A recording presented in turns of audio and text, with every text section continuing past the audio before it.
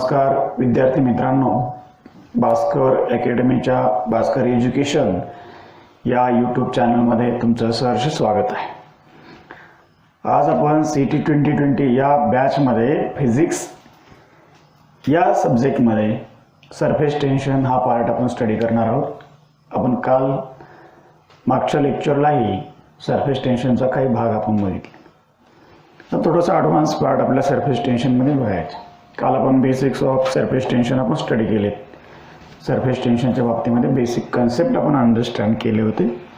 Surface tension, surface energy, different basic terminologies, intermolecular forces, then range of forces, then sphere of influence, something या प्रकारचा आपण concept understand केले। Then unit, SI unit किंवा unit of surface tension, surface energy हा part भी आपण study केलेला आहे। तर नेक्स्ट आपल्याला आजचा जो काही भाग आहे तो अँगल ऑफ कॉन्टॅक्ट, सरफेस टेन्शनचा एकदम महत्त्वाचा असा भाग आहे। अँगल ऑफ कॉन्टॅक्ट हा पार्ट आपल्याला स्टडी करायचा आहे। आता what is the angle of contact, दोनच भाग आपल्याला चांगल्या प्रकारे इथे लक्षात घ्यायचे आहेत। अँगल ऑफ कॉन्टॅक्ट, तुम्ही म्हणता की अँगल आणि कॉन्टॅक्ट याचं कसं रिलेशन, या जे लिक्विड आपण अंडरस्टँड करतो त्या लिक्विडवरती काहीतरी सरफेस टेन्शन आहे आणि त्या सरफेस टेन्शन ते लिक्विड त्या सॉलिडच्या कॉन्टॅक्टमध्ये आहे, याचा अर्थ अँगल ऑफ कॉन्टॅक्ट कुठेतरी तयार होतं। मग अँगल कसं तयार होतं, म्हणजे काहीतरी कोण तयार होतं का या ठिकाणी, तर हो निश्चितच काय होतो का एक अँगल तयार होतो। कुठं, तर आपण एक कन्सेप्ट लक्षात घ्यायचं आहे। अँगल ऑफ कॉन्टॅक्ट हा ज्यावेळेस आपण काय करतो, एक लिक्विड असा एक पार्ट आहे आणि दुसऱ्या बाजूला एक सॉलिड त्याच्या कंपॅरेटिव्ह त्याच्या कॉन्टॅक्टमध्ये आहे। जेव्हा जेव्हा सॉलिड आणि लिक्विडचा कॉन्टॅक्ट कुठे ना कुठेतरी येत असतो तेव्हा त्या दोन्हींच्या मध्ये काहीतरी अँगल तयार होत असतो। ती म्हणतात की समजा एखादा आपण ड्रॉप घेतला वॉटरचा आणि तो काय केला एका ग्लास प्लेटवरती ठेवला, तर तो ड्रॉप आपल्याला दिसतो समजा सम प्रपोर्शनमध्ये। एक्झॅक्टली ड्रॉप नाही तरी दिसला तरी काहीतरी पार्टमध्ये तो आपल्याला दिसतो। असं जर आपण विचार केला थोडक्यामध्ये, मग तो ड्रॉप आणि ती ग्लास प्लेट जी काय आहे त्या दोन्हींच्या मध्ये कुठे अँगल तयार होतं, बरोबर ना, कुठेतरी अँगल तयार होतं आणि तो अँगल जो काय आहे तो अँगल ऑफ कॉन्टॅक्ट आपल्याला अंडरस्टँड करता येईल, लक्षात घ्या। मग आता पहा आपण तेच अंडरस्टँड करायचं की अँगल ऑफ कॉन्टॅक्ट नेमकं काय असतं, तर मी तुम्हाला एकदम थोडून विस्तार करून सांगेल, नंतर आपण त्याची डेफिनेशन तयार करू। समजा एक ग्लास प्लेट आहे आणि या ग्लास प्लेटवरती आपण कुठल्या तरी लिक्विडचा असा एक ड्रॉप गृहीत धरला, हा ड्रॉप आहे। मग या ड्रॉपचा जर विचार केला तर हा ड्रॉप इकडं एअरच्या कॉन्टॅक्टमध्ये आहे, हे लिक्विडचा ड्रॉप आहे आणि इकडं या सॉलिडच्या कॉन्टॅक्टमध्ये आहे, बरोबर ना। आता एअर जो काही लिक्विडचा ड्रॉप आहे तो एअरच्या कॉन्टॅक्टमध्ये आहे, पण तो एअरचा कॉन्टॅक्ट कसा आहे, सगळीकडे आहे, म्हणजे तो आपल्याला काय करायला लागतो, डिफॉल्ट आहेच, डिफॉल्ट कॉन्टॅक्ट आहे, म्हणजे तिथे कुठेही अँगल तयार करण्याची गरज नाही किंवा अँगल होत नाही। पण ड्रॉप तयार होत असताना मेनली कशाचा त्याने आधार घेतला आहे, त्याला बेस काय, तर त्याला सॉलिड हा बेस तिथं तयार झालेला आहे। मग एअरचं तर समजा एअरमध्ये ड्रॉप राहू शकत नाही ना, त्याला काहीतरी बेस पाहिजे। याचा अर्थ हा सॉलिड त्या ठिकाणी त्याला काय करतोय, थांबवतोय, त्याचा ड्रॉप तयार करतोय। मग ह्या दोन्हींचं कॉन्टॅक्ट महत्त्वाचं आहे, सॉलिड आणि लिक्विडचं। मग जेव्हा जेव्हा लक्षात घ्या, वेनेवर द सॉलिड किंवा the liquid comes in contact with solid, जेव्हा जेव्हा लक्षात घ्या, ज्या ज्या ठिकाणी तुम्ही कुठेही बघा, एखाद्या ग्लासमध्ये पाणी घ्या, तुम्ही त्या ग्लासमध्ये पाणी घेतल्यानंतर त्या ग्लासमध्ये त्या पाण्यामध्ये कुठं अँगल तयार होतो, निश्चित अँगल तयार होतो। कसा अँगल तयार होतो, काय होतो ते आपण लक्षात घेणारच आहोत। मग आता पुढे आपल्याला अंडरस्टँड करायचं आहे की समजा हा लिक्विडचा ड्रॉप या सॉलिडच्या कॉन्टॅक्टमध्ये आहे, मग अँगल कुठं तयार झाला आहे, आणि तो अँगल म्हणजेच असतो अँगल ऑफ कॉन्टॅक्ट असतो। मग कुठं तयार झाला आहे तर आपल्याला लक्षात घ्यायचं। मग काय करायचं, यामध्ये सुद्धा जो काय असा ड्रॉप आहे यामध्ये काय केलेलं आहे, we have to draw a tangent to the bar, we have to draw tangent to the drop, जे काय ड्रॉप आहे त्या ड्रॉपला एक टँजंट आपल्याला ड्रॉ करायची, पण कशी, मुहम कशी बी नाही आहे, ती टँजंट कुठून ओरिजिनेट झाली पाहिजे, त्या सॉलिडच्या कुठून at the point of contact. Point लक्षात घ्यायचा कॉन्टॅक्टचा. पॉईंट ऑफ कॉन्टॅक्ट इथं कुठंतरी असणार आहे, एक सिंगल पॉईंट. आपण जर त्याचं मायक्रो जर आपण विजन जर केलं, मायक्रो जर असं ऑब्झर्वेशन जर केलं, तर कुठंतरी एक पॉईंट त्याचा ह्या प्लेटला चिकटलेला असेल, तो पॉईंट ऑफ कॉन्टॅक्ट. मग त्या पॉईंट ऑफ कॉन्टॅक्टपासून अशा प्रकारे जर आपण एखादी टँजंट ड्रॉ केल्यानंतर काय होणार आहे आपल्याला, अशा प्रकारे ही टँजंट लक्षात घ्यायची. मग टँजंट समजा ही टी, मग अँगल कसा मोजायचा पहा. The angle which is measured from tangent, from tangent to the surface of solid, आणि बरोबर which side, in side of the liquid, लिक्विडच्या बाजूने असा मोजायचा हा अँगल. आणि हा जो काही अँगल आहे याला म्हणतात अँगल ऑफ कॉन्टॅक्ट. बघा अँगल ऑफ कॉन्टॅक्ट कसा मिळतो आपल्याला.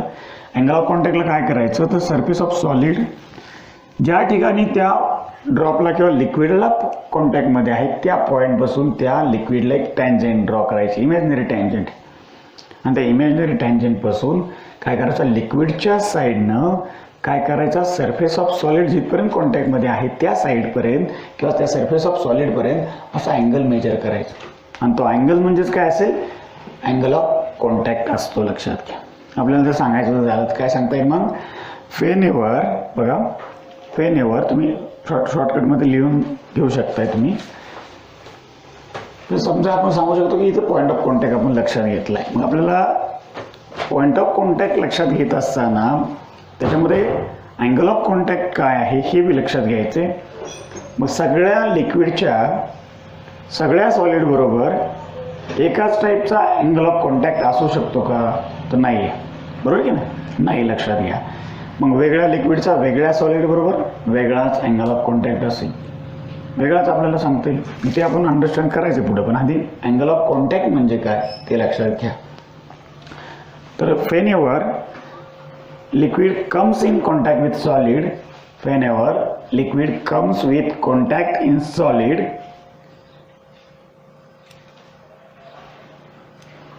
comma, the angle measured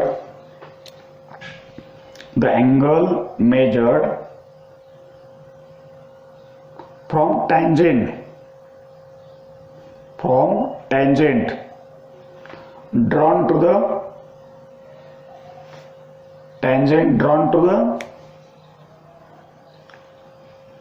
surface of liquid, tangent drawn to the surface of liquid at the point of contact, at the point of contact.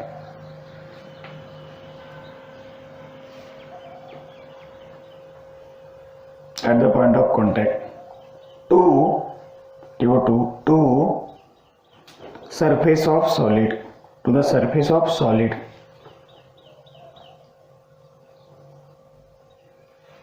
which of the side of liquid, which of the side of liquid is known as the angle of contact. त्याला आपण काय म्हणतो, angle of contact म्हणतो, लक्षात घ्या. तो angle of contact आहे असं आपल्याला लक्षात घेता येईल, which known as the angle of contact. झालं. आता पुढचा मुद्दा लक्षात घ्या. मग आता अँगल ऑफ कॉन्टॅक्ट काय सारखाच असू शकतो का, नाही आहे. याच्यामध्ये 3 प्रकारे आपल्याला अँगल ऑफ कॉन्टॅक्ट हा लक्षात घेता येतो. वेगवेगळ्या टाईपमध्ये आपल्याला अँगल ऑफ कॉन्टॅक्ट आपल्याला अंडरस्टँड करता येतो, लक्षात घ्या. मग तो अँगल ऑफ कॉन्टॅक्ट आणि त्याच्या काही प्रॉपर्टीज आहेत, ते प्रॉपर्टीसुद्धा आपल्याला लक्षात घ्यायच्या.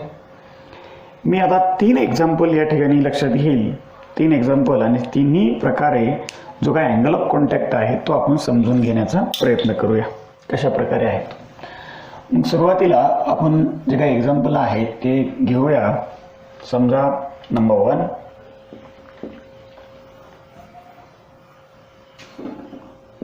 मर्क्युरी आणि glass pair, mercury glass number 1. दुसरं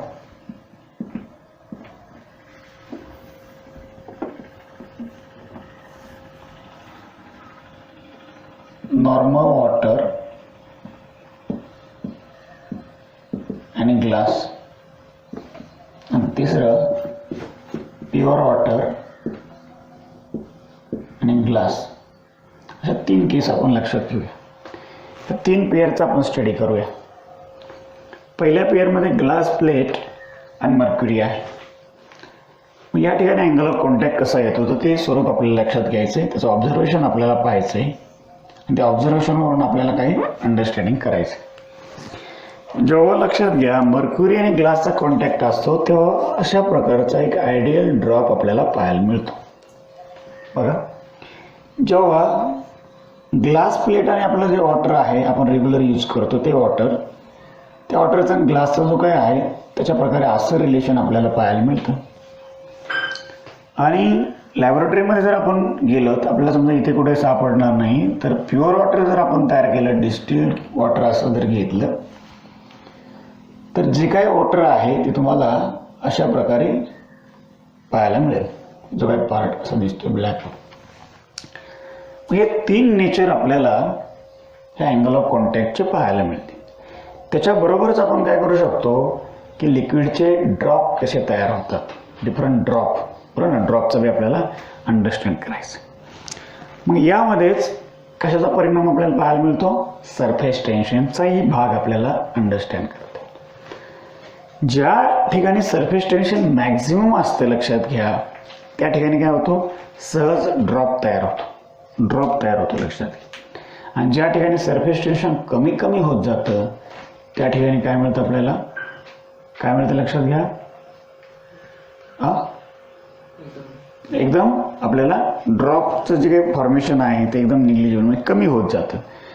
जर झिरोच अशा प्रकारचं सरफेस टेन्शन किंवा सरफेस टेन्शनच कमी झालं तर त्या ठिकाणी ड्रॉप तयार होणार नाही, म्हणजे त्याच्यावरती प्रेशर असायला पाहिजे. ओके, मग आता आपण इथं याचा विचार करूया.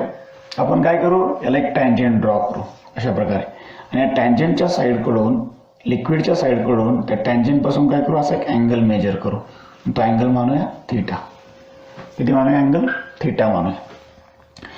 त्याच वेळेस समजा या ठिकाणी जो काय फोर्स तयार ॲप्लिकेबल झाला आहे याला T1 मानू, याला T2 मानू, आणि इकडं जो काय फोर्स ॲक्ट होईल याला T3 असं मानू. बरोबर आहे. आता लक्षात घ्या, समजा याच्यामधला जो कोणता फोर्स आहे तो जर समजा कमी जास्त काहीतरी होत असेल तर आपल्याला तो ड्रॉप कसा तरी वेगळा तयार होणार आहे. पण शेवटी ड्रॉप तयार झाला याचा अर्थ ती कंडिशन काय झाली, इक्विलिब्रियम झाली. कधी बी लक्षात घ्या, आपण जमिनीवरती जर उभा राहिलो तर आपलं वेट आपल्याला काय होते, खाली ओढते, तितकाच काय होतो, रिॲक्शन फोर्स अप्लाय होतो, आपण काय होतो, इक्विलिब्रियम होतो. लक्षात घ्या. मग ते सगळीकडं आपल्याला नॅचरल फेनॉमेनॉन जिथं जिथं आपल्याला पाहायला मिळेल. मुळात तसं नसतं, पण ते तसं झाल्याच्या नंतर का लक्षात घ्यायचं, त्याच्यामध्ये काहीतरी इक्विलिब्रियम कंडिशन तयार झालेली आहे म्हणून तो स्टेबल आहे. जसं एखादा वॉटरचा सरफेस आपण सांगतो की प्लेन होतो सरफेस टेन्शनमुळं, आपण कालच सांगितलं. ज्याप्रमाणे वरच्या साईडनं फोर्स अप्लाय झाल्यानंतर तो खाली दाबतोय, त्याला सिमिलरली तितकाच फोर्स काय करतो, त्याला इनसाइड द लिक्विडनी अपवर्ड डायरेक्शनने अप्लाय होतो. म्हणजेच काय आलं, दोन्ही सारखे आपल्याला लक्षात घेता येते. तर पहा या ठिकाणी आपल्याला हे फोर्सेस लक्षात घ्यावं लागेल. या ठिकाणी तुम्हाला जो अँगल दिसतोय ऑब्झर्वेशननुसार तुम्ही टँजंट ड्रॉ केली, जो अँगल दिसतोय तो अँगल कसा दिसतोय तुम्हाला, ऑप्टोस दिसतोय. लक्षात घ्या, ऑप्टोस अँगल आहे. कसा अँगल आहे हा, अँगल इज ऑप्टोस अँगल आपल्याला लक्षात घेता येईल. इक्विलिब्रियम कंडिशन जर लक्षात घेतली तर T2 is equal to T1 plus T3 cos theta ही इक्विलिब्रियमची कंडिशन आहे. म्हणजे T2 जो काय फोर्स आहे तो ह्या दोन्हींच्या सम इतका आहे. बरोबर आहे, या दोन्हींच्या कसं आहे, सम इतका आपल्याला पाहायला मिळेल. लक्षात घ्या. मग याप्रमाणे T2 balances to T1 plus T3 cos theta हे आपल्याला लक्षात घेता येईल. तर हे झालं ऑप्टोस अँगलच्या बाबतीमध्ये. जर समजा आपला मर्क्युरी आणि ग्लासचं जर रिलेशन असेल तर त्या ठिकाणी तुम्हाला अँगल ऑफ कॉन्टॅक्ट कसा मिळतो, ऑप्टोस अँगल तुम्हाला मिळतो. लक्षात घ्या. या ठिकाणी सरफेस टेन्शन कसं आहे, मॅक्झिमम सरफेस टेन्शन आहे. अँगल कसा मिळतोय, ऑप्टोस अँगल मिळतोय. मग ते आपल्याला अंडरस्टँड करता येईल. आता पुढे आपल्याला नॉर्मल वॉटर आणि ग्लास याला बी आपण टँजंट ड्रॉ करूया. असे टँजंट ड्रॉ करताय, बरोबर ना. बघा, टँजंट जिथून पॉईंट ऑफ कॉन्टॅक्ट ती टँजंट वाटली पाहिजे, तर टँजंट असे ड्रॉ करता येईल. इथे काय करता येईल, हा अँगल मानता येईल. हा फोर्स T3 आहे, हा सपोज T1 आहे, हा सपोज T2 आहे. ओके.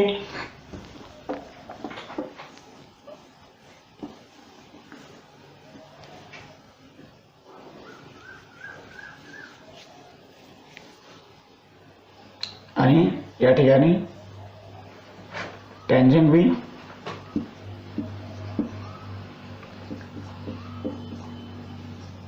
असं स्वरूप आपल्याला लक्षात घेता येईल. बरोबर. टँजंट बी तिकडेच आहे, टँजंट बी पॅरलल आहे. माझा अँगलचा जर विचार केला तर 0 अँगल आपल्याला पाहायला मिळतो किंवा 180 अँगल आपण सांगू शकतो. बरोबर. मग या प्रकारचं स्वरूप आपल्याला या ठिकाणी जो आहे तो ॲक्यूट अँगल आहे. कोणता अँगल आहे? Acute angle. मग अँगल ऑफ कॉन्टॅक्ट काय असेल? जेव्हा आपलं रेग्युलर वॉटर, बरोबर ना, जे रेग्युलर वॉटर आहे त्याचा जर विचार आपण लक्षात घेतला, ही कंडिशन जी आहे ती इक्विलिब्रियमची लक्षात घ्या. इक्विलिब्रियमची कंडिशन आपण वर लिहूया. T2 is equal to T1 plus T3 cos theta. ही इक्विलिब्रियमची आपली कंडिशन आहे. त्या कंडिशनवरती डिपेंड आहे की तुमचा ऑप्टूस अँगल झाल्यावरती कसा फोर्स तयार होतो, कशा प्रकारचं नेचर आपल्याला लक्षात घेता येतं. ॲक्यूट अँगल असेल तर कशा प्रकारचं नेचर आपल्याला लक्षात घेता येतं, लक्षात घे. आणि त्यानंतर इथं काय असेल? 0 अँगल तयार होईल. अँगलच तयार व्हायचा नाही. म्हणजे अशा प्रकारे स्वरूप आपल्याला पाहता येईल. पहा, तर हे झालं आपलं अँगल ऑफ कॉन्टॅक्टच्या बाबतीमध्ये की असे 3 अँगल ऑफ कॉन्टॅक्ट आपण अंडरस्टँड करणार आहोत. मग आता हे अँगल ऑफ कॉन्टॅक्ट अंडरस्टँड करत असताना आपल्याला काय करायचं, काही प्रॉपर्टी लक्षात घ्यायच्यात अँगल ऑफ कॉन्टॅक्टच्या. मग एखाद्या ठराविक पेअरचा किंवा कशाचा परिणाम त्याच्यावरती होतो. अँगल ऑफ कॉन्टॅक्ट आपला अंडरस्टँड झाला की वेगवेगळ्या पेअरसाठी वेगवेगळा अँगल ऑफ कॉन्टॅक्ट असतो. तो मोजायचा कसा? तर तो मोजायचा inside the liquid from tangent to the surface of solid. टँजंटपासून साईड ऑफ लिक्विडनी मोजायचा. कुठपर्यंत मोजायचा? तो जिथपर्यंत सरफेस ऑफ सॉलिड कॉन्टॅक्टमध्ये आहे लिक्विडच्या तिथपर्यंत मोजायचा. कुठून? टँजंटपासून. उलटं मोजायचं नाही. समजा असं नाही मेजर करायचं आपल्याला इकडं, किंवा इकडं नाही मेजर करायचं. बरोबर ना. एका साईडने मेजर करायचं आपल्याला. त्या इथं काही कंडिशनसुद्धा आपल्याला लक्षात घेता येतात. पहा, ही जर आपल्याकडे अशा प्रकारची कंडिशन आहे तर आपल्याला कॉस थीटा इक्वल टू काय लिहिता येईल बघा. What is a cos theta in this case? T2 minus T1 divided by T3 ही केस आहे आपल्याकडे. आणि या दोन्ही केसेसमध्ये समजा तुमच्याकडे T2 मायनस T1 असेल किंवा T1 मायनस T2 असेल, जे काही तुम्हाला लक्षात घेता येईल. बरोबर ना. T1 मायनस T2 असेल किंवा T2 मायनस T1 असेल, ह्या पोझिशनमध्ये तुम्हाला जे काही सांगता येईल, the value of this part is always less than T3 असायला पाहिजे. बरोबर ना. T3 पेक्षा लहान असेल पाहिजे. जर ग्रेटर दॅन जर T3 झाली तर ही कंडिशन आपल्याला मिळते. त्याच्यामध्ये कुठेही काय होत नाही, ड्रॉप. म्हणजे कशाच प्रकारचं तुम्हाला ते वॉटर जे आहे ते थांबणारच नाही आहे. जर अशा प्रकारे तुमचं वॉटर जे आहे ते कुठं पॅरलल नसेल, कुठं परपेंडिक्युलर नसेल, कसलाच अँगल नाही, काहीच नाही, कुठलीही पोझिशन तुम्हाला अंडरस्टँड होणार नाही आहे. कमीत कमी एक बाब आपल्याला लक्षात घेता येते की समजा जर तुमचा T1 आणि T2 जर सारखे असतील, T1 आणि T2 जर सारखे जर असतील तर त्यावेळेस तुमचा अँगल ऑफ कॉन्टॅक्ट हा किती येऊ शकतोय?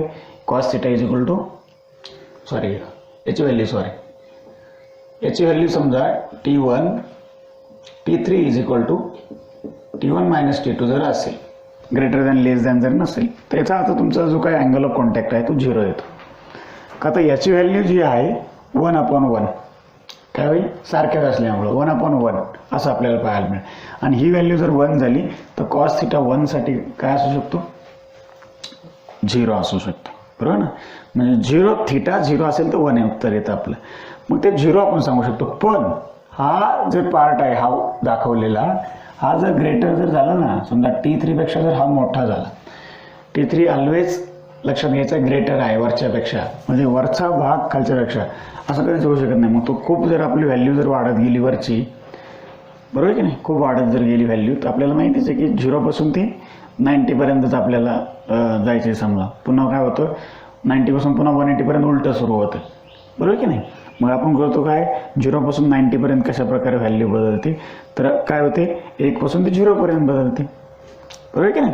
जेव्हा आपल्याकडं 0 अँगल असतो तेव्हा 1 असतो त्याचा कॉसचा, आणि जेव्हा 90 होतो तेव्हा तो पुन्हा 0 होतो. म्हणजे व्हॅल्यू कुठून कुठपर्यंत बदलते, 1 ते 0, आणि अँगलच्या बाबतीमध्ये 0 to 90 मध्ये बदलते. मग पुढच्या जर विचार केला 90च्या पुढे 180 पर्यंत पुन्हा तीच प्रोसेस उलटी सुरू होते. सेम. म्हणजे आपल्याला फक्त एवढं लक्षात ठेवायचं. मग ही व्हॅल्यू कशी असायला पाहिजे? ऑलवेज लेस असायला पाहिजे. लक्षात घ्या. कोणापेक्षा? याच्यापेक्षा. ही व्हॅल्यू कमी असायला पाहिजे याच्यापेक्षा. तेव्हा तर आपल्याला कुठेतरी, तेव्हा लक्षात घ्या कुठेतरी अँगल तयार होतो. हे महत्त्वाचं आहे. आणि ते जर नसेल तर तुमचं मग कसलंच अँगल नाही तयार होते. म्हणजे लक्षात आलं काय सांगतो मी? अँगल तयार होण्यासाठी मस्ट कंडिशन काय? मग तुम्ही ऑप्टूस अँगल तयार करा किंवा ॲक्यूट अँगल तयार किंवा कोणताही अँगल तयार करा. त्यासाठी काय पाहिजे? T2 - T1 किंवा उलटं लिहा T1 - T2 लिहा. त्याची जी व्हॅल्यू आहे always less than the T3. कशी असायला पाहिजे? ती लेस दॅन असायला पाहिजे. तो जो फोर्स आहे दोन्हींचा समान डिफरन्स काय आहे तो T3 पेक्षा कमी असायला पाहिजे. तरच अँगल तयार होतो. अदरवाईज अँगल तयार होणार नाही. जर उलटं झालं तर कसला ड्रॉप तयार होत नाही, कसलाच अँगल तयार होत नाही. तेव्हा आपण अँगलच्या ऐवजी ड्रॉप म्हणूया. बरोबर. ड्रॉप तयार होण्यासाठी काय कंडिशन पाहिजे?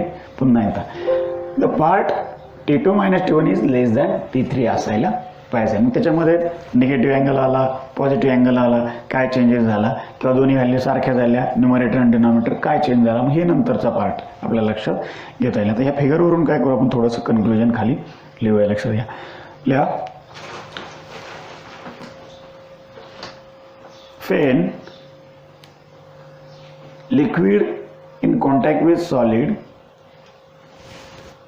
when liquid in contact with solid,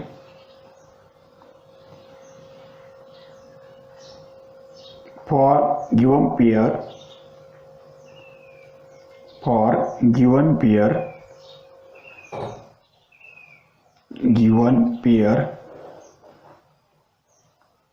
from figure bracket मध्ये टाका. from figure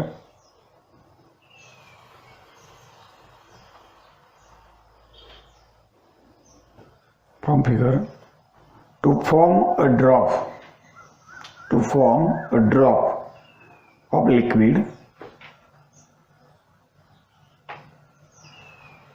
form a drop of liquid, we must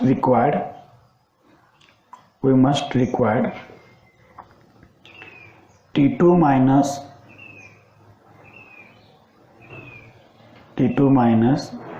T1 असं लिहायचं. T2 minus T1 is less than T3 किंवा सिम्बॉल काढा लेस दॅन T3. हे आपल्याला लक्षात येते. आता ही झाली कंडिशन पुढं. बरोबर. लिहा नेक्स्ट लाईनला. फॉर इक्विलिब्रियम म्हणजे काय झाला? एक स्टेबल ड्रॉप तयार झाला. इक्विलिब्रियमचा meaning. For equilibrium T2 is equal to T1 plus T3 cos theta. T2 is equal to T1 plus T3 cos theta. And then next पुढे लिहा. Therefore cos theta is equal to T2 minus T1 divided by T3. Cos theta is equal to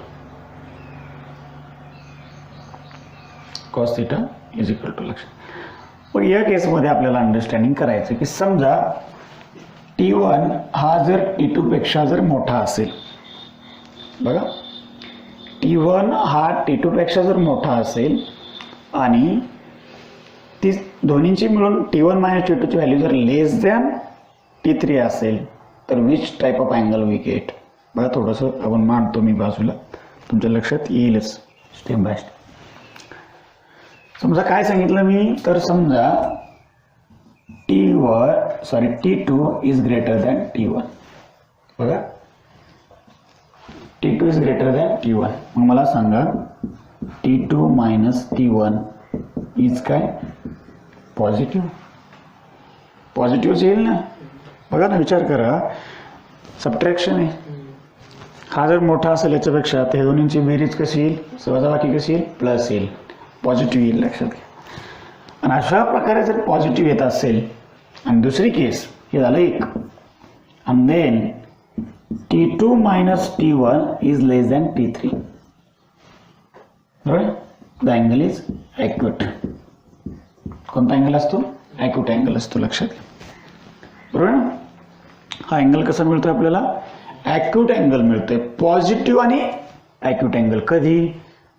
हे जर case असेल तर T2 is greater than T1, then this is a positive, and the value is positive but less than T3. Value positive आहे पण कशी आहे, less than T3 आहे.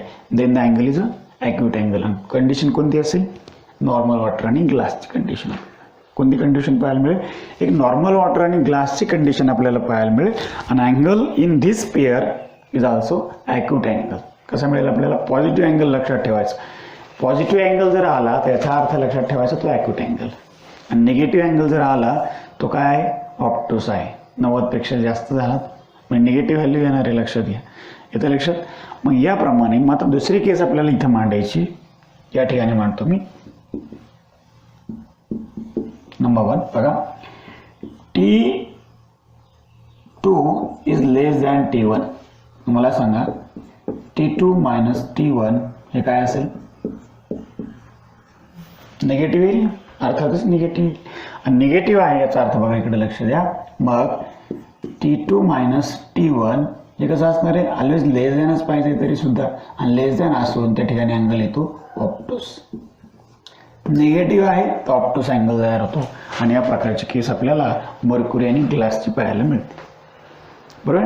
Mercury ग्लासची जर पेअर असेल तर अँगल हा ऑप्टूस अँगल आहे. त्यासाठी काय लागतं, या इक्विलिब्रियम कंडिशनमध्ये T2 is less than T1 याचा अर्थ मायनस अँगल आहे. आणि निगेटिव्ह अँगल जेव्हा येतो लक्षात घ्या, म्हणजे कॉस थिटाची व्हॅल्यू कशी येते, निगेटिव्ह येते. याचा अर्थ ही व्हॅल्यू निगेटिव्ह म्हणजे काय, cos theta is a negative. आणि कॉस थिटा निगेटिव्ह म्हणजे अँगल इज ऑप्टूस. बघा लक्षात घ्या, कॉस थिटा जर निगेटिव्ह असेल तर अँगल कसा असतो, ऑप्टूस असतो. कॉस थिटा जर पॉझिटिव्ह असेल, कॉस थिटा मी लिहितो इथं, कॉस थिटा जर पॉझिटिव्ह असेल तर अँगल. आणि कॉस थिटा हे जर निगेटिव्ह असेल तर आपल्याला काय लक्षात येता येईल, ऑप्टूस अँगल आपल्याला अंडरस्टँड करता येईल. आणि हे त्याचे एक्झाम्पल आहे. मग अशा प्रकारे अँगल ऑफ कॉन्टॅक्ट आपल्याला लक्षात घेता येतो वेगवेगळ्या पेअरसाठी. आता तिसऱ्या केसकडे आपण जर आलो, समजा या ठिकाणी T2 minus T1 is equal to T3 ही जर केस असेल आपल्याकडे. ह्या दोन्हींचा डिफरन्स जो काय आहे तो जो असेल तो असेल, पण तो T3 इतका यायला पाहिजे.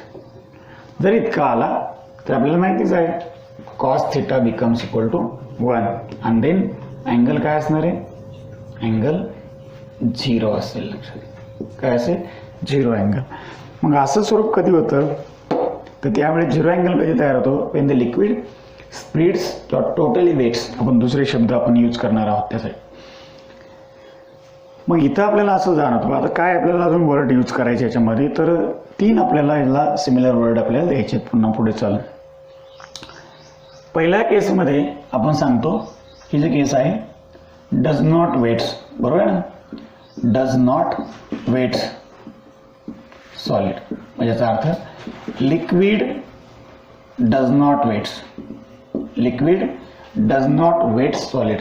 इथं काय होत नाही, वेट करत नाही. लक्षात घ्या, ते एक आयडियल असं थांबते जागेवरती. एक त्याचा एक पार्ट, एक मॉलिक्यूल सुद्धा काय होत नाहीये त्या सॉलिडमध्ये ऑब्झर्व होत नाही, किंवा सॉलिडमध्ये काही त्याचा परिणाम होत नाही. तो स्वतः असा घट्ट राहतो.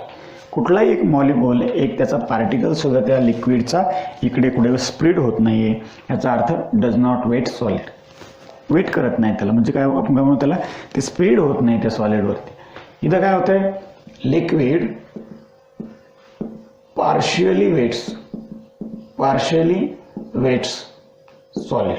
पार्शियली म्हणजे थोडंसं विस्तारलेलं आहे. इथं ड्रॉप कसा दिसतोय तुम्हाला, एक चपटा असा पसरट फ्लॅट ड्रॉप तुम्हाला दिसतो. एकदम आयडियल असा ड्रॉप वाटतोय का, गोल स्पेरिकल वाटतोय का, नाहीये, असं दुसरंच नेचर त्याचं वाटतंय. लक्षात घ्या, हाफ स्पेरिकल वगैरे समथिंग.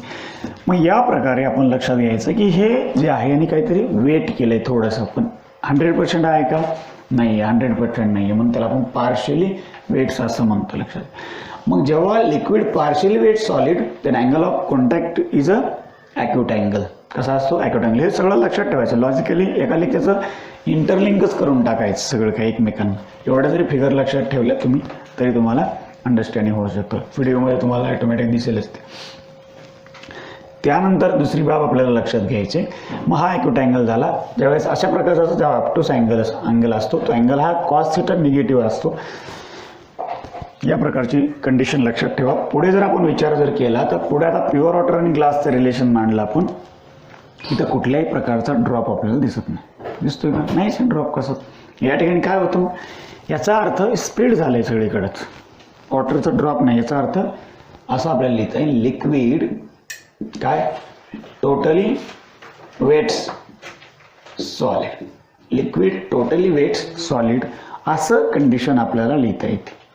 बरोबर, लिक्विड टोटली वेट्स सॉलिड आणि ही पोझिशन आपल्याला मिळते या प्रकारे.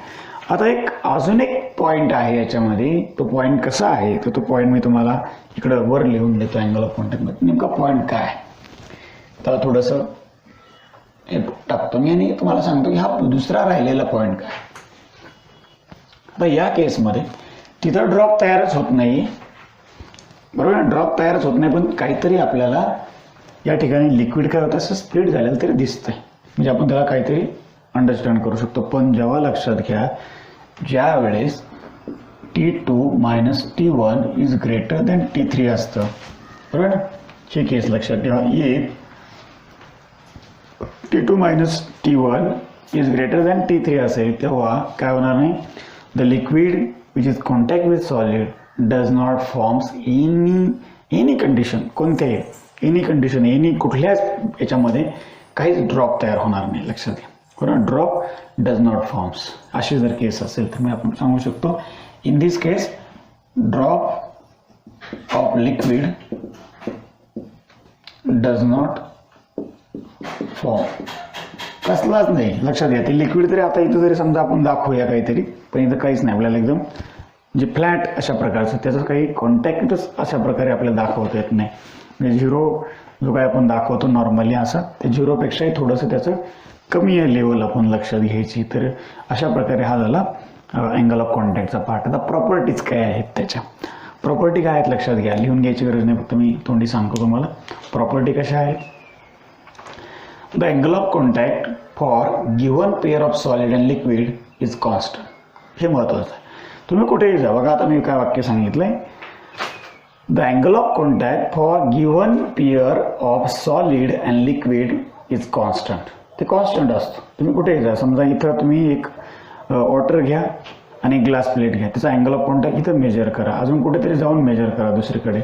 असं जर आपण विचार केला तर हा अँगल ऑफ कॉन्टॅक्ट आपल्याला सारखाच आपल्याला जाणवतो, म्हणजे लोकेशननुसार तो चेंज होत नाही. पण इतकाही चेंज होत नाही असा विचार करून चालत नाही, त्याच्यामध्ये काही ना काही थोडासा परिणाम त्या ठिकाणी होतो किंवा असतो, असं बी आपण लक्षात घ्यायचं. आता पुढे आपल्याला जो काही पार्ट आपल्याला लक्षात घ्यायचा आहे तर त्याच्यामध्ये जर समजा टेम्परेचरचा काही परिणाम होऊ शकतो का, बरोबर ना, for given pair of solid and liquid, बरोबर ना, the angle of contact which is affected by temperature का नाही, ही प्रॉपर्टी सुद्धा आपल्याला लक्षात घ्यायची. The angle of contact which always affected by temperature, टेम्परेचरने काय होतं, ऑलवेज त्याच्यावरती परिणाम होतो, लक्षात घ्या. आता काय परिणाम होतो अँगल ऑफ कॉन्टॅक्टवरती ते महत्त्वाचं आहे. आता the relation comes with the surface tension. नाव आपण कुठे आलो, पुन्हा सरफेस टेन्शनकडे आलो का, तर टेम्परेचरचं आणि सरफेस टेन्शनचं खास रिलेशन आहे. काय रिलेशन आहे सरफेस टेन्शनचं आणि टेम्परेचरचं, टेम्परेचर जर एखाद्या लिक्विडचं जर इन्क्रीज केलं तर सरफेस टेन्शन काय होतं, आणि असंच जर आपण एखाद्या लिक्विडला हीट देत गेलो आणि टेम्परेचर इन्क्रीज करत गेलो at a particular temperature the surface tension of such a liquid completely losses, पूर्णच्या पूर्ण निघून जातं सरफेस टेन्शन. आणि त्या टेम्परेचरला आपण काय म्हणतो, क्रिटिकल टेम्परेचर. काय बोलतो आपण, क्रिटिकल टेम्परेचर. समजा आपण पाण्याला हीट देत गेलो, पाण्याचं एका पर्टिक्युलर टेम्परेचरला हीट देत गेलो, असं तापत गेलो पाणी, आणि त्या पाण्याचं काय होईल, सरफेस टेन्शन एका पर्टिक्युलर याला काय होईल, निघून जाईल. पण इतकं बी आपल्याला त्याच्यामध्ये म्हणजे एकदम आपल्याला असं करता येणार नाही रेग्युलर आपल्याला हिटिंगचं वॉटर. पण तो पार्ट बाजूला ठेवू आपण. मग टेम्परेचरनी काय होतं, टेम्परेचर जसं इन्क्रीज करूया तसं सरफेस टेन्शन काय होतं, कमी कमी होत जातं. मग तसं अँगल ऑफ कॉन्टॅक्ट सुद्धा कमीच होत जातो. लक्षात तुम्हाला 2 एक्झाम्पल मी सांगेल. पहा, the angle of contact for the given pair of solid liquid which is depends on the temperature and which is also decreases with increasing the temperature. हे महत्त्वाचं आहे. Which is decreasing with increasing the temperature. म्हणजे जसं temperature वाढेल तसं surface tension कमी होतं. जर सरफेस टेन्शन कमी होतं तसं अँगल ऑफ कॉन्टॅक्ट सुद्धा कमी होतं. जितका सरफेस टेन्शन जास्त तितका अँगल ऑफ कॉन्टॅक्ट मोठा असतो. लक्षात घ्या, येते लक्षात. मग याप्रमाणे जर आपण विचार करतोय तर तो टेम्परेचरचा सुद्धा परिणाम त्याच्यावरती होतोच, हे बी आपल्याला लक्षात घ्यायचं. आता दुसरी महत्त्वाची बाब अशी आहे की अँगल ऑफ कॉन्टॅक्टमध्ये व्हेरिएशन आहे. सगळ्या पेअरसाठी सारखाच अँगल ऑफ कॉन्टॅक्ट नाही. पण ज्या वेळेस तुम्ही कशा टाईपचं लिक्विड घेत आहे, बरोबर ना, फॉर द असं बी सांगू शकतो आपण, the angle of contact which is depends on the nature of solid and liquid. तुमचं समजा असं तुम्ही सॉलिडचा विचार केला की वूड आहे तुमच्याकडे, काहीतरी लाकूड आहे, आणि त्या लाकडावरती तुम्ही समजा एखादा लिक्विडचा ड्रॉप बनवण्याचा प्रयत्न केला आणि त्याचा अँगल ऑफ कॉन्टॅक्ट, एक ग्लास प्लेट घेतली, अजून काहीतरी केरोसिन घेतलं, बरोबर की नाही, किंवा अजून काहीतरी वेगळंच काहीतरी बॉडी घेतली तुम्ही सॉलिड, त्याच्यावरती डिझेल तुम्ही टाकलं, असं तुम्ही विचार केला, वेगवेगळ्या त्याच्यावरती ते परफॉर्मेशन केले तुम्ही की असं काय होतंय, नेमकं कसा अँगल ऑफ कॉन्टॅक्ट तयार होतोय. तर याच्यावरती असं आपण सांगू शकतो की लिक्विडचं काय नेचर आहे, लिक्विड मर्क्युरी आहे का, लिक्विड वॉटर आहे का, लिक्विड केरोसिन आहे का, पेट्रोल आहे का, डिझेल आहे का, ग्लिसरीन आहे का, समथिंग एल्स, काय टाईपचं लिक्विड आहे, बरोबर ना. मग त्या टाईपचं लिक्विड आणि त्याला सॉलिड कोणतं यूज करता तुम्ही, ह्या दोन्हीवरती काय, त्या नेचरवरती तुमचा अँगल ऑफ कॉन्टॅक्ट व्हॅरी होतो. तर तुम्ही काय करता, समजा एक टायमाला तुम्हाला असं व्हेरिएशन मी सांगितलं. सुरुवातीला काय केलं आपण, एक स्टील प्लेट घेतली आणि स्टील प्लेटवरती आपण वॉटरचा ड्रॉप टाकला, तिथं असणार अँगल ऑफ कॉन्टॅक्ट हा वेगळाच असेल बघा. आणि आपण एक ग्लास प्लेट घेतली आणि देन वॉटरचा ड्रॉप टाकला, तिथे असणार अँगल ऑफ कॉन्टॅक्ट हा कसा असेल, अलगच वेगळाच असेल. येतं लक्षामध्ये. म्हणजे कशावरती डिपेंड आहे, नेचरवरती डिपेंड आहे सॉलिड अँड लिक्विडच्या, हे बी आपण सांगू शकतो. दुसरा मुद्दा. आता तिसरा मुद्दा असा सांगायचा आपल्याला, जेव्हा लिक्विड जे काय आहे अशा टाईपचे लिक्विड आहे की जसं मर्क्युरी आहे, बरं आपण त्याला म्हणूया when the liquid totally wets the solid, when the liquid totally wets solid, असं आपण लक्षात घ्यायचं त्यावेळेस. टोटली वेट सॉलिड घेऊ. When the liquid totally wet solid then the angle of contact form such a pair is a zero. काय असणार आहे, zero angle of contact असेल. कशासाठी, तर प्युअर वॉटर आणि ग्लासचा एक्झाम्पल पहिले घेऊ. देन आपण इकडे येऊया, वेन द लिक्विड ही एक प्रॉपर्टीज आहे लक्षात घ्या. Then liquid partially wet the solid, जसं की समजा आपलं नॉर्मल वॉटर असेल एक्झाम्पल, त्याचा जर विचार केला the angle of contact is acute angle. तो कसा असतो, एक लघु कोन, ॲक्यूट अँगल आपण त्याला बोलतो. देन आपण काय करूया, मर्क्युरीसारखं एक्झाम्पल घेऊया. मर्क्युरीमध्ये काय होतं, the mercury such a liquid does not wet the solid, ते वेट करत नाही लक्षात घ्या. याचा अर्थ काय होते, the angle of contact forming such a pair is a obtuse angle. तो कसा असतोय, एक ऑप्टोस अँगल आपल्याला अंडरस्टँड करता येईल किंवा त्या ठिकाणी असतो, लक्षात घ्या. आता लक्षात आलं अँगल ऑफ कॉन्टॅक्ट. आता दुसरा मुद्दा मी तुम्हाला सांगेल, bye adding the impurity the angle of contact also changes. बघा लक्षात घ्या. आता ही एक प्रॉपर्टी आपल्याला लक्षात, शेवटची प्रॉपर्टी ही त्याची, जर आपण एखाद्या लिक्विडमध्ये काही इम्प्युरिटी जर ॲड केली the angle of contact also varies, बरोबर आहे ना, अँगल ऑफ कॉन्टॅक्ट चेंज होतं लक्षात घ्या. आपण काय करूया, एक नॉर्मल वॉटर घेऊन एक साल्टी वॉटर घेऊ, त्याच्यामध्ये मीठ टाकून एक वॉटर घेऊ, आपण दोन काय करू सोल्युशन तयार करून दोन्हीच्या ड्रॉप बनवण्याचा प्रयत्न करूया. मला सांगा कोणत्या तुम्ही मनात आणायचं, कोणत्या जे काही लिक्विड आहे, म्हणजे एक कसं विदाऊट साल्टी म्हणजे नॉर्मल वॉटर आणि एक साल्टी वॉटर आहे, दोन सोल्युशन आपल्याकडे आहे. कोणत्या सोल्युशनचा ग्लास प्लेट होती, दोन्ही ड्रॉप शेजारी ठेवा, कोणत्याचा एक ड्रॉप एक चांगला ड्रॉप वाटेल आणि एकाचं म्हणजे कसं नेचर त्या दोन्ही ड्रॉपचा असेल, समजा आपण असं अंडरस्टँड बी करू शकतो, थोडंसं आपण ड्रॉ करू शकतो की कोणता साल्टी वॉटर आहे आणि कोणता कसा आहे. म्हणजे याचा अर्थ काय, आपण काय करतोय लक्षात घ्या, इम्प्युरिटी ॲड करतो आणि इम्प्युरिटी जर ॲड केल्यानंतर काय आपल्याला लक्षात घेता येईल.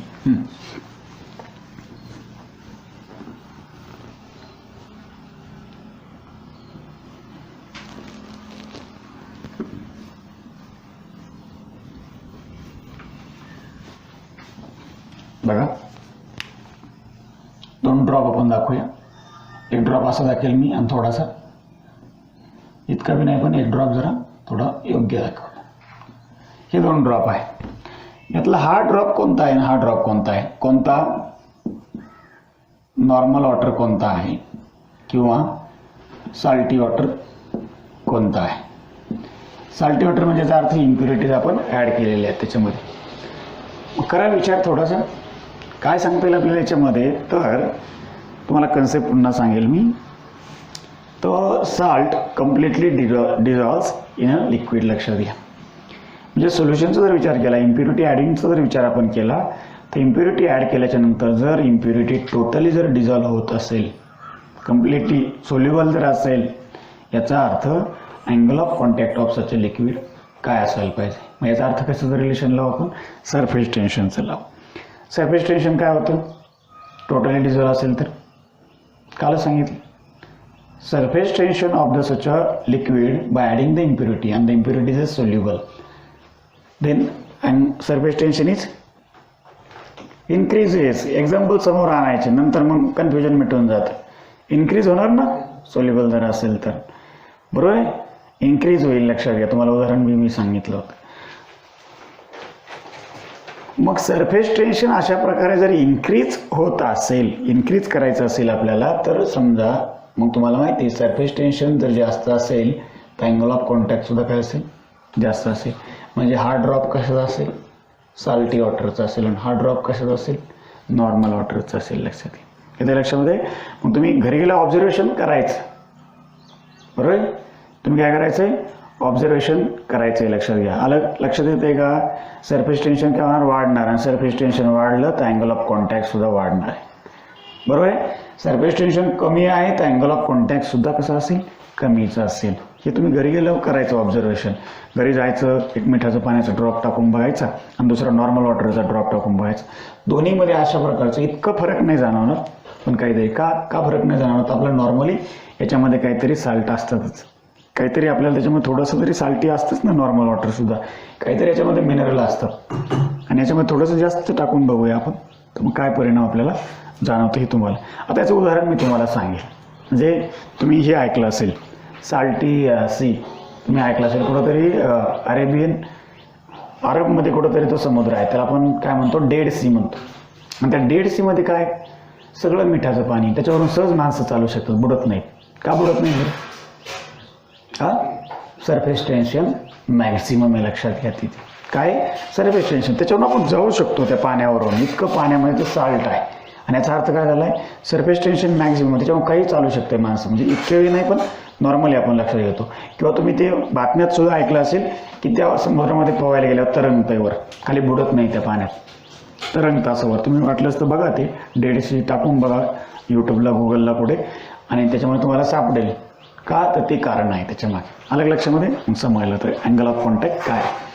आता पुढचा जो काही पार्ट आपल्याला स्टडी करायचा आहे तो म्हणजे आहे कॅपिलरी ॲक्शन किंवा कॅपिलॅरिटी. काय आहे, कॅपिलरी ॲक्शन किंवा कॅपिलॅरिटी खूप महत्त्वाचा असा भाग आहे. अँगल ऑफ कॉन्टॅक्टवरती सुद्धा डिपेंड आहे. त्याच्यानंतर liquid rises in the capillary हा सुद्धा एक महत्त्वाचा पार्ट आहे. त्याच्यावरती आपल्याला क्वेश्चन विचारले जाऊ शकतात, theoretical as well as a problem आपल्याला विचारले जाऊ शकतात या कन्सेप्टवर. तर हा तिन्ही पार्ट महत्त्वाचे आहेत. अँगल ऑफ कॉन्टॅक्टचा विचार करा तुम्ही, त्याच्यानंतर पुढे कॅपिलॅरिटी किंवा कॅपिलरी ॲक्शन आणि the liquid rises in the capillary हा सगळ्यात महत्त्वाचेच पार्ट आहे. तर आपण कॅपिलरी ॲक्शन म्हणजे काय हे समजून घेऊया. What is a capillary action किंवा कॅपिलॅरिटी आपण त्याला म्हणूया. कॅपिलरी ॲक्शन सगळ्यात महत्त्वाचं म्हणजे कॅपिलरी म्हणजे काय हेच माहीत पाहिजे आज, बरं. कॅपिलॅरिटी, कॅपिलॅरिटी म्हणजे काय, कॅपिलॅरिटी म्हणजे the property of such a liquid which is contact with the solid. आपल्याला माहितीच आहे की जेव्हा काय होतं, कुठलं तरी लिक्विड कुठंतरी कॉन्टॅक्टमध्ये असतं सॉलिडच्या, त्यावेळेस ही प्रोसेस घडून येते. मग कॅपिलरीमध्ये काय होतं, म्हणजे कॅपिलरी म्हणजे काय, कॅपिलरी म्हणजे लक्षात घ्या, आपण कॅपिलरी हा वर्ड जो आहे तो बायोलॉजीमध्ये स्टडी केलेला आहे. कॅपिलरी म्हणजे काय, a tube having very fine bore, बोरचा अर्थ होल त्याला असतं. आपण बोर घेतो ना, बघा आपण बोर घेतलेलं तुम्ही पाहिलं असेल, त्या बोरचं तो मिनिंग तो आहे. बोरचं मिनिंग काय, छोटंसं होल पाडणे किंवा छोटंसं छिद्र पाईप तयार करणे, त्याला आपण बोर म्हणतो. लक्षात आहे. आपल्याकडं पहा मेडिकलच्या याच्यानुसार एक सलाईनची पाईप असते आपल्याकडे, ती सलाईनची पाईपला सुद्धा आपण एक कॅपिलरी म्हणू शकतो. दुसऱ्या बाजूला आपल्या पेनाची रिफिल असते, बरोबर नाही, ती मोकळी झालेली रिफिल सुद्धा काय, एक कॅपिलरी आहे. आपल्या बॉडीमध्ये असलेल्या आर्टरी आणि व्हेन्स, बरोबर ना, आर्टरी आणि व्हेन्स सुद्धा काय आहेत, एक प्रकारच्या कॅपिलरी आहेत. अशा प्रकारे. किंवा फॉर एक्झाम्पल आपण असंही सांगू शकतो की पाण्याची पाईपलाईन असेल, ऑइल पाईपलाईन असेल, गॅस पाईपलाईन असेल, या सगळ्या ज्या पाईपलाईन आपण लक्षात घेतो तर ह्या सुद्धा काय एक प्रकारच्या कॅपिलरी आहेत. किंवा दुसऱ्या बाजूला आपण सांगायचं जर झालं तर एक ट्रीज आहेत, बरोबर ना. ट्री आपण लक्षात घेतो, जसं आपण ह्युमन बॉडीचं आपण सांगितलं तसं ट्रीमध्ये सुद्धा काय होतं, जे पाणी आहे त्याचं ऑब्सॉर्प्शन काय केलं होतं जमिनीपासून to the top of the tree, म्हणजे up to the leaves of the tree पर्यंत आपण घेऊन जातो. त्यासाठी सुद्धा काहीतरी पाईप सारखं नेचर असतं, त्याला सुद्धा आपण कॅपिलरीचा एक भाग आपण बनवू शकतो. ठीक आहे, तर आपण कॅपिलरी ॲक्शन म्हणजे काय, नेमकं काय होतं ते आपण लक्षात घ्यायचं. आता याच्यामध्ये दोन पार्ट असं आहेत, दोन भागामध्ये कॅपिलरी ॲक्शन आपल्याला अंडरस्टँड करता येतं. आपण काय करूया बघा, कॅपिलरीचं तुम्हाला मिनिंग समजलं असेल, ते लक्षात राहीलच तुमच्या, किंवा उदाहरणावरून लक्षात ठेवायचं कॅपिलरी म्हणजे काय.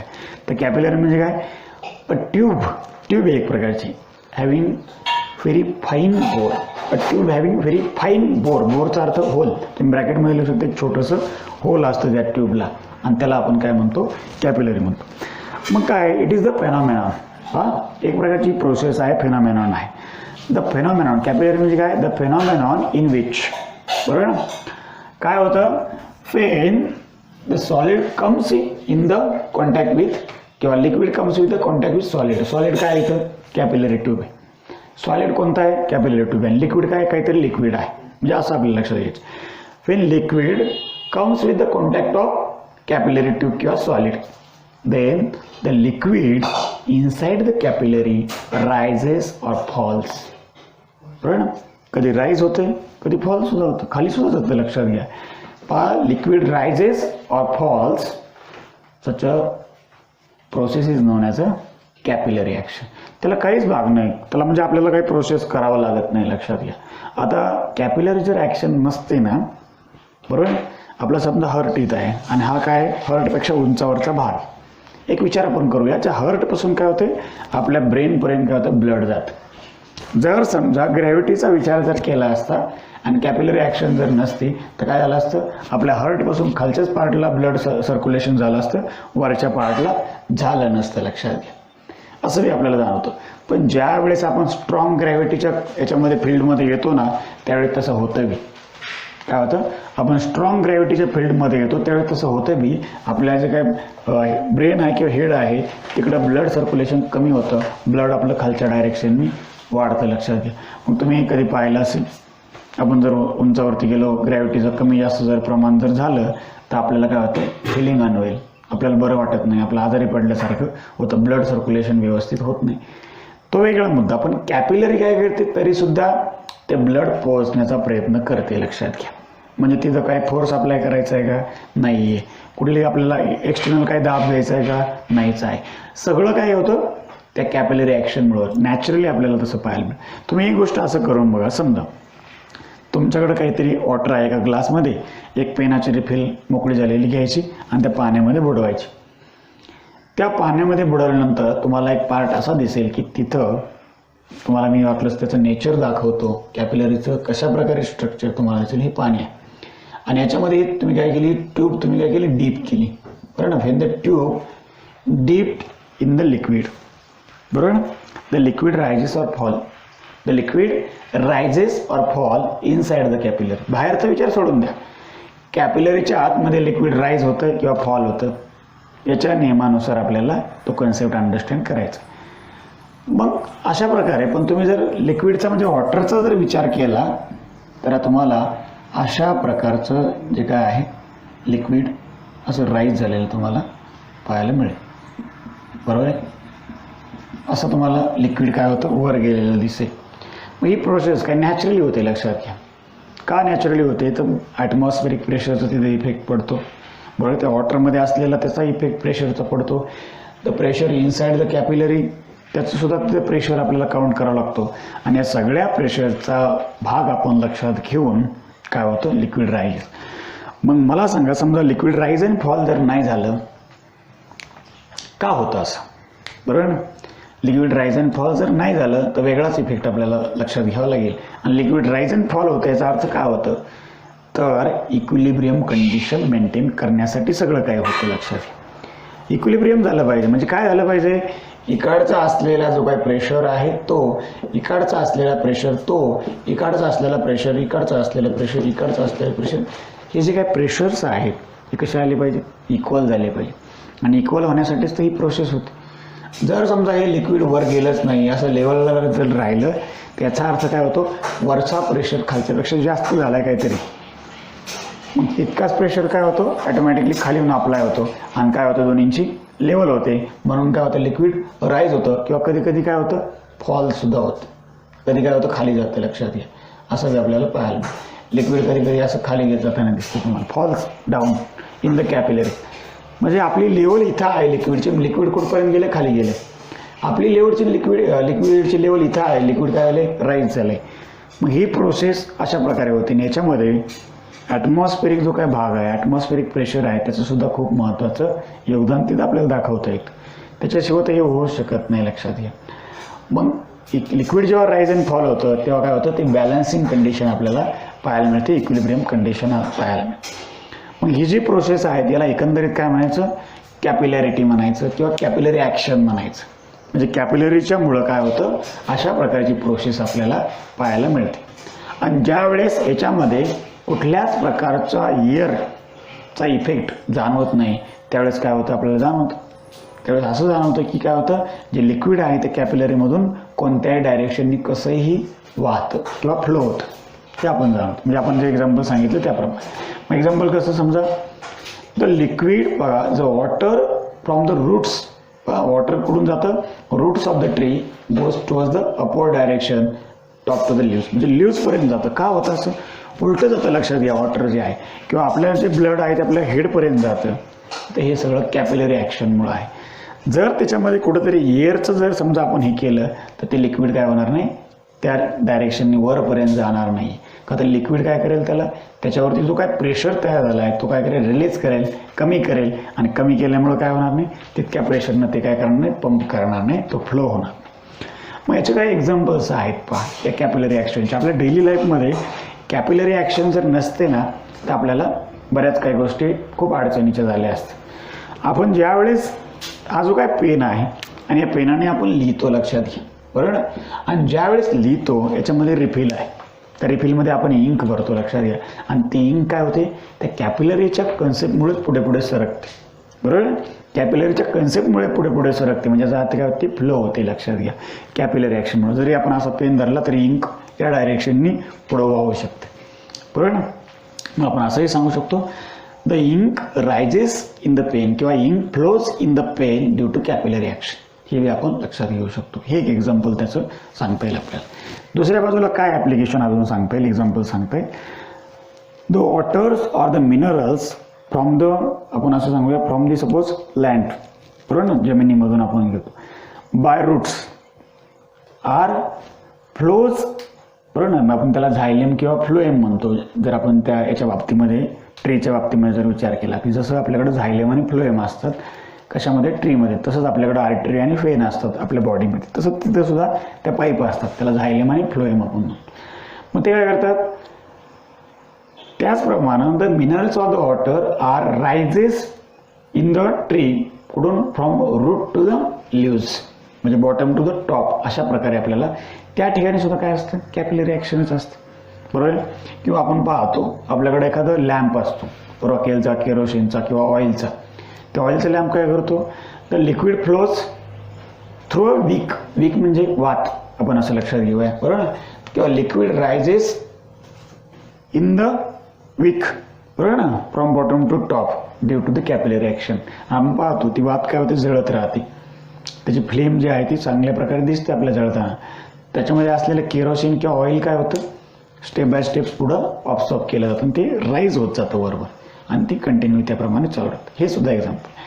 किंवा असं एक्झाम्पल तुम्ही पाहिलं असेल, the towel socks the water from body after bath. आपण काय करतो, आंघोळ केल्यानंतर टॉवेल आपण घेतो, तो टॉवेल काय करतो, काहीच करायची गरज नाही, टॉवेल करतो, ऑब्सॉर्ब करतो सगळं वॉटर आपल्या बॉडीचं. हे सुद्धा कॅपिलरी ॲक्शनचंच एक्झाम्पल आहे. दुसरं एक्झाम्पल म्हणजे आपल्या बॉडीचं ब्लड सर्क्युलेशन, ते सुद्धा कॅपिलरी ॲक्शनचंच एक्झाम्पल आहे. अशा प्रकारचे एक्झाम्पल आपल्याला त्या ठिकाणी कॅपिलरी ॲक्शनचे सांगता येतात. दुसऱ्या बाजूला the water flows in the underground of the land, ज्या म्हणजे अंडरग्राऊंडचं जे वॉटर आहे त्याच्यामध्ये सुद्धा कॅपिलरी ॲक्शनमुळे ते वॉटर काय होतं, फ्लो होतं. तुम्ही पाहिलं असेल की समजा जमिनीच्या लोअर लेवलकडून हायर लेवलकडे, बरोबर ना, हायर पार्टकडे वॉटर फ्लो होतं. आपण ज्यावेळेस बोर घेतो तेव्हा कुठेही पाणी लागतं. कधी कधी जमिनीच्या खोलगट भागामध्ये सुद्धा लागत नाही, कधी कधी एकदम तुम्हाला डोंगराळ भागामध्ये सुद्धा पाणी लागतं. म्हणजे त्याचा अर्थ काय होतं, the water flows in the underground, किंवा अंडरग्राऊंड वॉटर जे आहे ते कोणत्या डायरेक्शनने फ्लो होतं, आणि त्याच्यासाठी काय असते, कॅपिलरी ॲक्शनचाच इफेक्ट तिथं आपल्याला पाहायला मिळतो. तर हे झाले समजा कॅपिलरी ॲक्शन, त्याचे काही एक्झाम्पल्स. तर अजून आपल्याकडे एक पॉईंट आहे, तो म्हणजे आपल्याला चांगल्या प्रकारे कॅपिलरी ॲक्शन आपल्याला अंडरस्टँड करायचं आहे. त्यासाठी आपल्याला राईज इन द लिक्विड हा जो काही कन्सेप्ट आहे तो आपल्याला स्टडी करायचा, किंवा कधी कधी फॉल बी होतं, तो बी आपल्याला डिटेलमध्ये बघायचा आहे. त्याला आता बराचसा वेळ लागेल, तर ते आपण पुढच्या लेक्चरमध्ये बघूया.